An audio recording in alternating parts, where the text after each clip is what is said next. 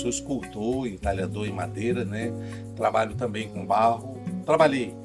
Só que depois de um certo tempo, a partir mais de 2001, eu comecei a canalizar toda essa coisa para as biojoias, que no caso eu comecei com jarinas, fazendo esculturas em jarinas, depois fui misturando com outros materiais e hoje eu estou nessa de sementes, madeiras, pedras, metais. Foi um hobby porque eu era empresária, eu tinha uma empresa, mas eu sempre gostei de fazer artesanato desde criança. Mas chegou o ponto que a nossa empresa entrou em decadência e faliu. Então eu já tinha esse trabalho e dei sequência neles e também ministrando o curso do próprio trabalho que eu faço de biojoia em várias instituições aqui do nosso estado. Aonde eu encontro uma madeira que seja interessante, eu estou pegando para usar na confecção das peças. As sementes normalmente são chegam a mim através dos índios, né? Principalmente os Yawanawás e também dos ribeirinhos, né? Dos povos da floresta, algumas pessoas que coletam. Veio de família mesmo, né? Eu com 5 anos de idade, eu já queria fazer crochê, né? Aí depois passou, parei. Aí depois eu comecei com a pintura e conheci um grupo de mulheres, né, da Copenhague. E daí eu me envolvi com elas, são 20 artesãos, né? E daí eu fui e agora até hoje eu levei mais pro lado da biojoia agora, mas também trabalho com pinturas. Comecei a entrar profundamente e depois eu comecei a ministrar curso na Fundação Bradesco, no presídio. Então, algumas mulheres que eu vi que tinham necessidade de trabalhar nesses serviços, né? Então a gente formou uma associação, anteriormente era chamada Associação Acreana Buriti da Amazônia, com 19 mulheres, e aí nós desenvolvemos trabalhos com a fibra do buriti, com a semente, confeccionar a biojoia.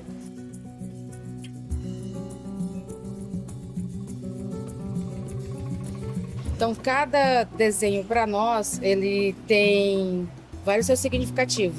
E a história de Mucani, ela fala um pouco dessa trajetória nossa de um povo, né? Então, antigamente, o povo Runicuim, eles trabalhavam com uma peça tela. Mas já na minha trajetória, ela veio o quê? Minha avó, tecelã, mestra nas artes. Minha mãe aprendeu com a minha avó que ensinou para minha mãe passou para nós. E quando nós viemos morar na cidade, porque minha mãe é Runicuim, conhecido como Caxinauá, meu pai não é indígena.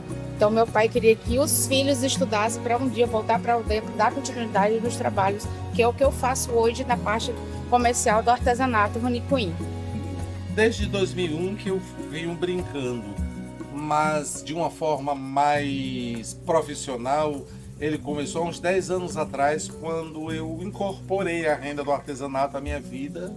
Dentre as minhas linhas de produto, eu tenho os brincos, que são as peças que são de fato minha marca registrada, os anéis, colares e braceletes, e hoje eu também trabalho com materiais decorativos, com colares de parede, colares de mesa e outros artigos. Às vezes eu vou colher na floresta, né? Como o pastiubão, né? Aí eu trabalho com açaí, com pastiubão, com jarina, com fibra de buriti, a gente também trabalha com isso. Porque eu nasci no Seringal, né? O Seringal Flora, eu nasci lá. E para mim é uma experiência muito boa, né? Porque às vezes as pessoas olham com um colar, uma coisa, ela acha, mas isso aqui é simplesmente uma não. Isso aqui ele tem todo o processo. Você não está vendendo em si só a semente. O artesanato você vende história.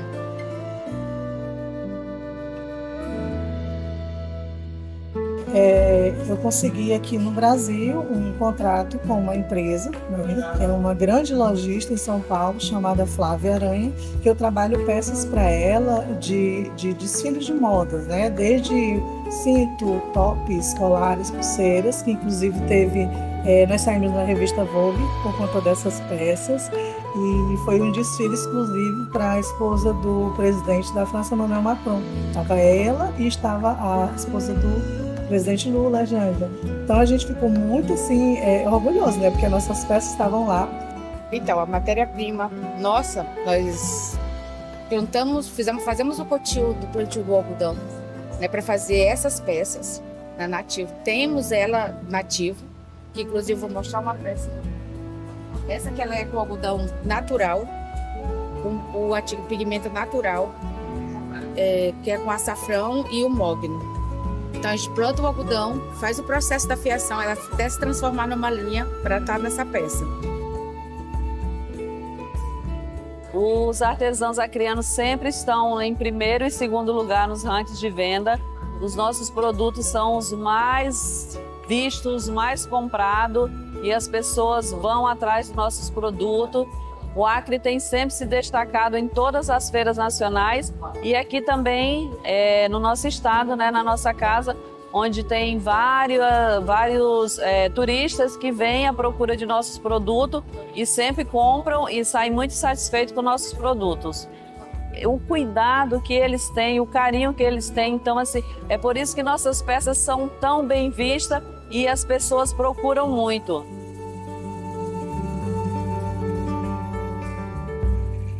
A gente verificou a necessidade de uma reestruturação do programa aqui no estado do Acre, em vista que muitas ações elas estavam focadas na comercialização e da produção e tal. Fizemos um diagnóstico para identificar quais eram os gargalos, mapear a cadeia produtiva como um todo, entendê-la como funciona, quais eram as principais dificuldades enquanto cadeia, e aí a partir disso a gente, o Sebrae atuou junto com o governo, a prefeitura, as prefeituras, no sentido de criar uma metodologia de capacitação, né? E essa é uma ação estratégica para o setor artesanal. Na verdade, o Sebrae encontrou nós, né? Nós estávamos expondo no antigo Mira Shop, foi o primeiro shopping, eu estava expondo lá quando uma pessoa daqui do Sebrae, chamada Mônica Liderato, que coordenava a Feira das Tribos, me convidou para o Sebrae. Aí a gente começou a fazer vários cursos, várias oficinas, orientações de como comportar-se ao cliente, preço, afim, porque a gente precisa avançar mais, né? Todo está avançando, então a gente precisa avançar nessa questão de mais propriação para trabalhar e principalmente para exportação. O Sebrae ele é um grande parceiro. Inclusive, cheguei numa feira, o nosso parceiro é o Sebrae há muito tempo, não agora. Então o Sebrae ele é um grande parceiro para nós, o artesão.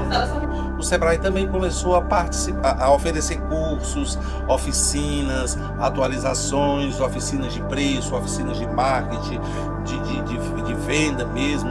A questão do empreendedorismo, de uma forma geral, foi o Sebrae quem nos fomentou, né? E através do Sebrae a gente alcançou vários espaços, né? Por exemplo, eu tive através do Sebrae fomos contemplados com a mulher, o reconhecimento da mulher brasileira na ONU. Então eu fui lá, fiz uma representação na ONU, fiz uma mega exposição. Depois o Sebrae, através do Sebrae, eu fui premiada também como top 100 lá no Rio de Janeiro. E o ano passado recente eu fui reconhecida também como a mulher de negócios, né? Então é algo magnífico.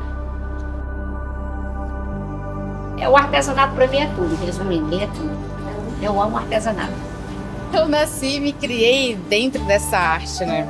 É milenar, o indígena é isso, é a cultura, né? Então a gente preservamos muito, queremos ainda cada vez mais preservar mais a nossa identidade. E eu estou aqui à frente desse comércio, não é fácil, mas a arte para mim é vida. E hoje o artesanato para mim é simplesmente minha renda maior, a minha vida, o meu conforto, o que eu posso fazer pelo próximo, tudo vem do artesanato, porque ele completa, ele realiza, né?